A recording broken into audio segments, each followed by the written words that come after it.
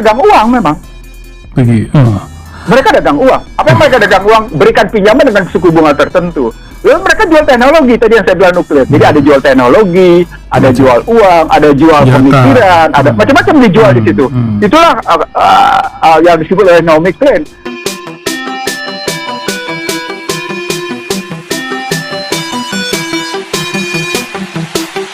Ini ada pertemuan sekarang nih, apa nih, COP26 ya. Pak Presiden lagi kumpul di Eropa sana. Apa maksudnya ini karbon ini, Bang, untuk mendapatkan faedah lagi? Pengusaha sudah pada siap-siap. Ini ada duit karbon nih bakal mengucur dari dunia. Apa kata orang Betawi nggak dikadalin lagi sama mereka gitu atau bagaimana, Bang? Ini pertanyaan dikadalin lagi ditulis oleh Naomi Klein. Oh iya. Ada bukunya. Begitu. Ketika Naomi Klein bicara stock doctrine, bagaimana Amerika menerapkan model kebijakan stock doctrine gitu ya. Naomi Klein lalu menulis buku lain dalam cerita COP gitu posisinya. Bagus sekali tulisan Naomi Klein di situ, cerita tentang perubahan global itu gitu posisinya. Ini kalau kita lihat di sini judulnya Naomi Klein, This is Changes Everything. Itu judul bukunya. Jadi setelah stock doctrine, memang berpikirnya Naomi Klein itu agak ke kiri-kirian, tapi Naomi Klein membuktikan bahwa global climate change seperti saya bilang sesungguhnya sedang menjalankan gagas yang pernah disampaikan oleh Al Gore ke seluruh dunia tentang unconvenient the truth. Apa itu global climate change? Nah, COP26 posisinya adalah bercerita tentang kampanye terus-menerus tentang perubahan iklim. Nah, kalau perubahan kampanye iklim itu adalah soal gas emisi rumah kaca atau karbon, maka harusnya ngambil ke tesisnya Bill Gates yang pernah juga saya sampaikan bahwa emisi karbon itu sama dengan jumlah penduduk ya dikali services yang melahirkan emisi dikali lagi dengan jumlah unit-unit yang melahirkan karbon. Nah, untuk menurunkan CO2 karena jumlah penduduknya terus meningkat ya harus turunkan jumlah penduduk katanya. Itulah sampai ada free child segala ya, gerakan anti punya anak begitu, anak dua dan macam-macam lah gitu ya. Iya, dan itu yang ahli Santai disebut sebagai depopulasi, yang Indonesia nyebutnya population restructuring. Lebih inilah, lebih ilmiah gitu. Lebih soft. Karena masuk ke dalam kaca anak berpikirnya palsu atau cara berpikir mereka. Nah, dari sana pada saat yang sama mereka berbisnis. Misalnya caranya kurangi pemakaian batu bara, pakailah nuklir. Belilah nuklir gitu. Jadi pergeseran dari energi fosil kalau untuk energi, pergeseran dari energi fosil dan energi renewable, terbarukan posisi. Lalu berikutnya mereka dagang uang memang. Mereka dagang uang. Apa yang mereka dagang uang? Berikan pinjaman dengan suku bunga tertentu. Lalu mereka jual teknologi, tadi yang saya bilang nuklir. Jadi ada jual teknologi, ada jual uang, ada jual pemikiran, ada macam-macam dijual di situ. Itulah yang disebut oleh Naomi Klein. Jangan salah, ini bagian dari cara Barat mempertahankan posisi keadidayaannya. Jadi kerjaan COP26 ini sebagai lanjutan dari Paris Accord sesungguhnya sedang menunjukkan satu gambaran bahwa Barat atau tepatnya G7 gitu ya. Kan ini bukan cuma sekedar Amerika tapi G7 sepakat di sini sebagai aliansi penegak adidaya global itu sedang menjual ke seluruh dunia. Anda harus tunduk pada ketentuan G7. Artinya mereka sedang mempertahankan posisi mereka sebagai adidaya. Kalau ingat cerita terakhir bagaimana COP20 berapa tuh yang dilakukan di Beijing, itu kan sampai media Barat ngeledek Cina karena Cina bersih dari Cina berlangit biru mereka bilang karena Xi Jinping memerintahkan berhentinya produksi mesin-mesin pabrik-pabrik sehingga Beijing, Shanghai dan beberapa kota industri tetap bersih. 3 hari itu kejadiannya. Sampai kayak gitu dan itulah kita lihat sekarang krisis energi. Itu naik semua barang. Ini kan cenderung semua mineral, Saudi Aramco lagi naik sahamnya, minyak semua. Sebentar lagi Desember Januari nampaknya akan menjadi sebuah masalah. Dengan alam juga berubah, sembako bakal ya, apalagi kalau import ya bakal naik semua kisah ekonomi dunia ini. Jadi bagaimana posisi New York Mercantile Exchange itu berperan betul dalam menentukan energy price war. Saya ulang ya. Bagaimana New York Mercantile Exchange itu berperan betul dalam rangka energy price war dan menentukan betul bagaimana Barat gitu ya.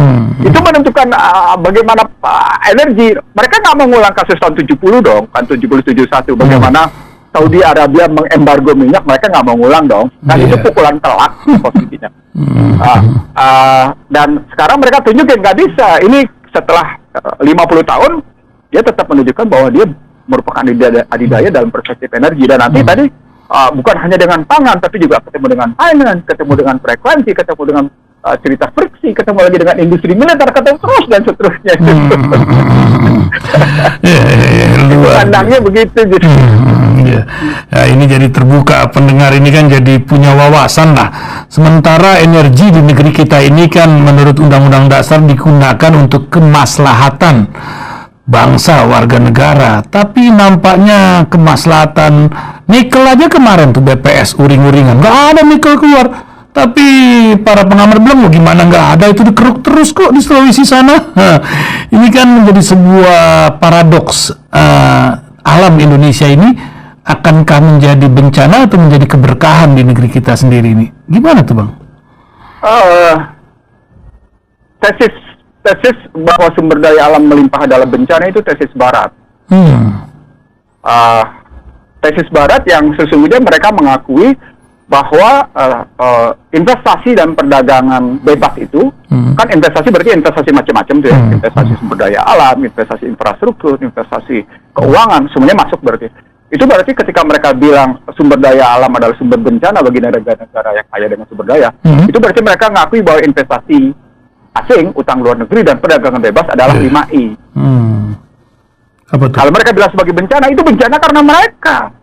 Gitu. Dan ada dari aspek domestiknya memang ada sejumlah orang yang terlibat ikut menikmati. Jadi saya juga tidak ingin sekedar melihat bahwa pihak eksternal melakukan 5I, melakukan invasi, melakukan intervensi, infiltrasi, intimidasi dan inflasi.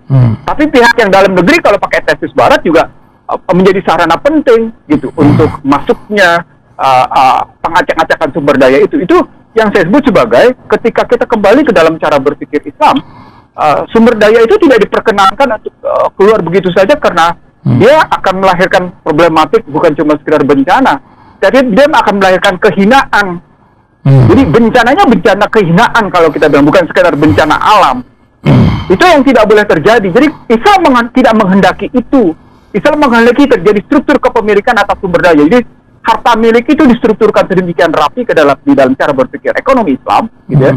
Dari mulai negara, lalu kemudian ada komunitas, ada kemudian kelompok-kelompok tertentu, lalu kemudian ada individu, ada keluarga, kayak di misalnya kalau dalam itu kita bisa lihat bagaimana wakafnya Utsman bin Affan, wakafnya Abu Bakar, lalu ada individu, struktur kepemilikan yang 5 itu diatur sedemikian rapi, dan korporasi atau kelompok-kelompok tertentu, akumulasi kekayaannya, akumulasi kepemilikannya tidak boleh melampaui kepemilikan negara. Nah, di situ berarti ada persoalan pemilahan pada jenis hajat hidup orang banyak. Islam sekali lagi mengatur dengan tajam soal itu. Gitu.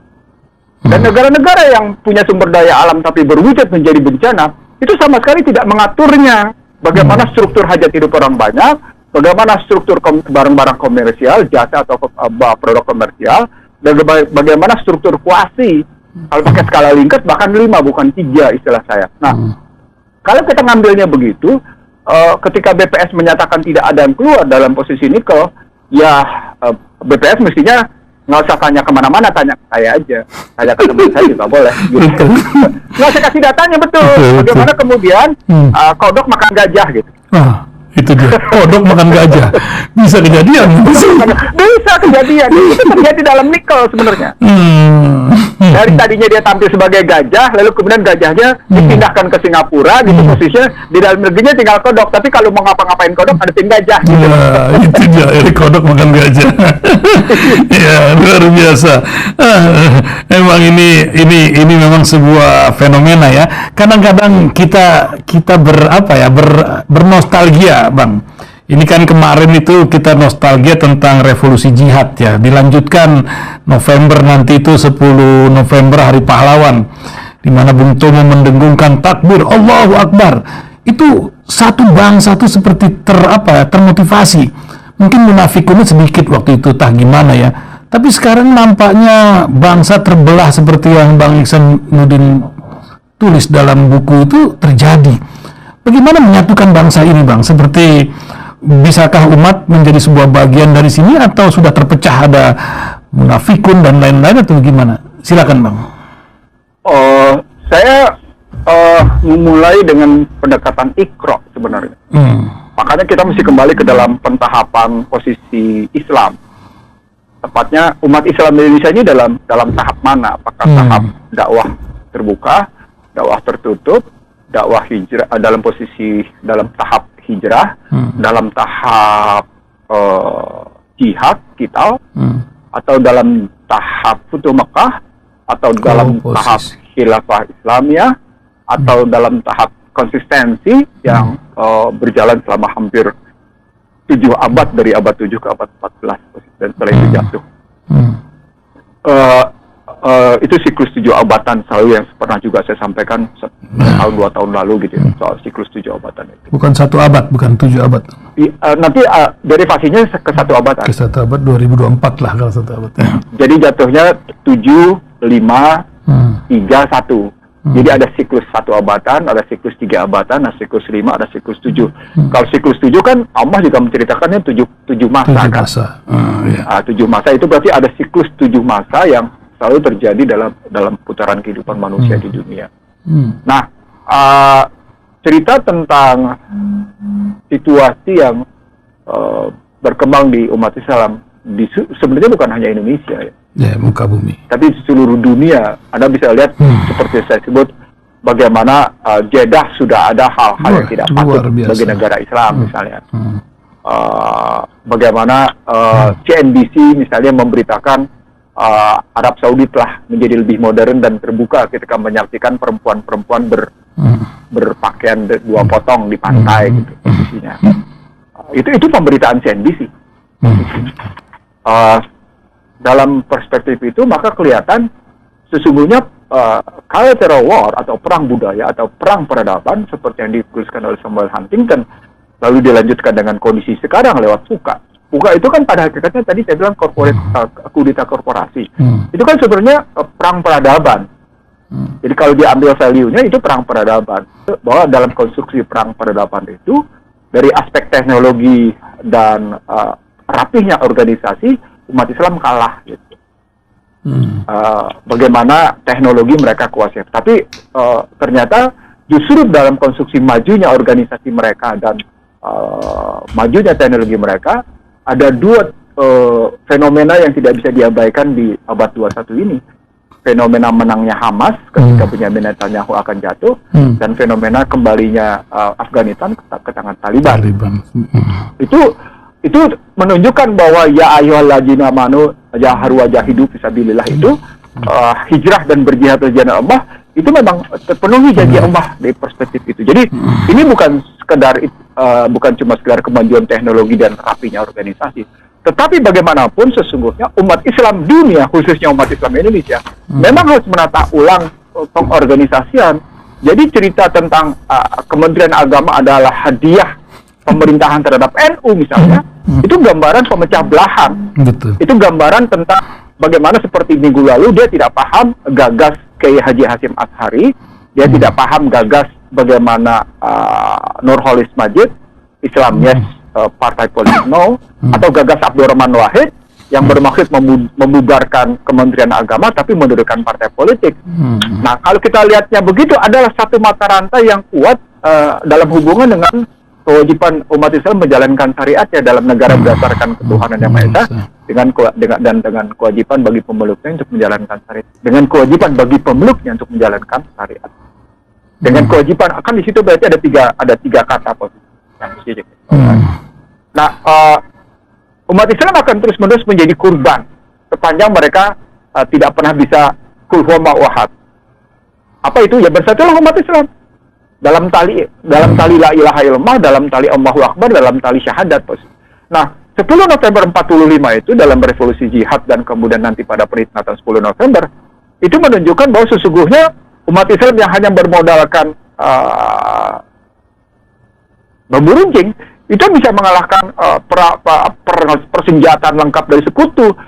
Padahal dalam niat Belanda menjajah dan sampai dengan hari ini, proyek murtad itu tidak pernah berhenti. Proyek pemurtatan itu tidak pernah berhenti. Itu selalu terjadi, itu terus-menerus dilakukan. Nah, Allah menceritakan itu dalam Al-Baqarah 120 kan posisinya.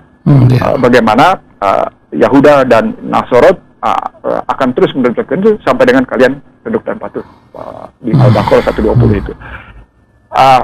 Dan sepanjang umat Islam berhasil dipecah belah dan kemudian bersedia untuk dipecah belah dan mengikuti modal pecah belah, ya umat Islam akan terus-menerus menjadi kurban, menjadi objek mereka. Itu makanya ada sebuah kampanye menarik yang dilakukan dalam sebuah studi di Amerika sana. Sesungguhnya problematiknya bukan cuma sekedar ada permintaan untuk dipecah belah, tapi ada juga namanya pasokan untuk pecah belah. Jadi supply demand-nya jelas. Ada keinginan untuk pecah belah karena keinginan jangka pendek, demand-nya ada gitu, pakai hukum ekonomi. Ada permintaannya, ada demand-nya, tapi juga ada pasokannya yang memang itulah terjadi pada Sinokugronya, itu yang terjadi pada Van der Leyen, itu yang terjadi pada di Amerika posisinya kalau kita ngeliat kayak gitu. Itu yang terjadi misalnya di beberapa tempat lain. Di Indonesia itu dilakukan oleh kulit Melayu sendiri, sehingga tulisan seorang NU dari Sidogiri itu jelas sekali dengan menyebut sejumlah nama yang melakukan proses apa yang disebut dengan Islam Nusantara. Dan begitu mereka tidak paham tentang perintah Al-Ikhlas tadi, tentang kaum hamba wahad. Yang saya bilang sesungguhnya Islam itu mempersatukan betul. Tapi mempersatukan dalam basis ajaran. Dan dalam indeks tadi, dia kemudian memang menyatukan antara apa yang disebutkan ruhnya dengan yang namanya jasadnya, sehingga ruhnya kembali dalam posisi tadi, konsistensi tadi. Alastu rabbikum qalu bala sahidna, kalau kita balikan ke Nah, sepanjang umat Islam tidak kembali ke sana dalam konstruksi Islam yang satu, ya nggak bisa enggak. Dia jadi korban pasti. Oke. Ya. Jadi peringatan bagi kita sesungguhnya sepanjang kita terus-menerus menikmati perpecahan ini, kita menari dalam gelombang dendang mereka, kita menari dalam posisi politik belah bambu, ya sudah. Akan terus-menerus begini gitu. Nah, itu di situ dibutuhkan pemimpin yang saya sebut sebagai bagaimana dia memenuhi 3M. Dia melindungi, dia membangun kecerdasan dan kesejahteraan, lalu membangun keyakinan bahwa perjalanan ke depan adalah benar. Ini kan sesungguhnya ketika pecah belah terjadi di seluruh dunia termasuk di Amerika sendiri, ternyata kan dia tidak membangun kesejahteraan secara baik, dia tidak membangun kecerdasan secara baik, dan dia tidak melindungi. Jadi tesis bagaimana Michael Hart membuktikan tentang peran Rasulullah posisinya gitu ya, dengan bukunya 100 tokoh itu, sesungguhnya hingga sekarang menjadi abadi. Karena dari buku 82 sampai dengan 2012 kembali, itu membuktikan seorang manusia bernama Michael Hart saja sebagai seorang sejarawan gitu ya, bukunya bertahan selama 30 tahun walaupun dia terus digempur terus-menerus gitu. Nah, itu luar biasa. Apalagi Al-Quran. Sementara Al-Quran kata kuncinya adalah bagaimana menegakkan la ilaha illallah. Wah, terima kasih Bang Ihsanuddin Nursi. Terakhir sebentar kita dapat pemimpin yang dapat membawa kita dalam keadaan baik bertemu dengan Rasulullah, insya Allah. Amin. Terima kasih. Mendapat syafaatnya di hari akhir nanti. Amin. Iya. Syukran. Paling kita harus sadari segeralah kita berpegang pada Al-Quran dan Hadis supaya kita tidak berfirqah-firqah. Insyaallah. Kalau kita terus-menerus berfirqah kayak gini, kita akan menjadi objek mereka. Iya. Syukran. Makanya mohon maaf kalau ada kekurangan kepada siapapun, gitu. Dan kalau benar karena kehendak Allah semata. Wabillahi taufiq wal hidayah. Wassalamualaikum warahmatullahi wabarakatuh.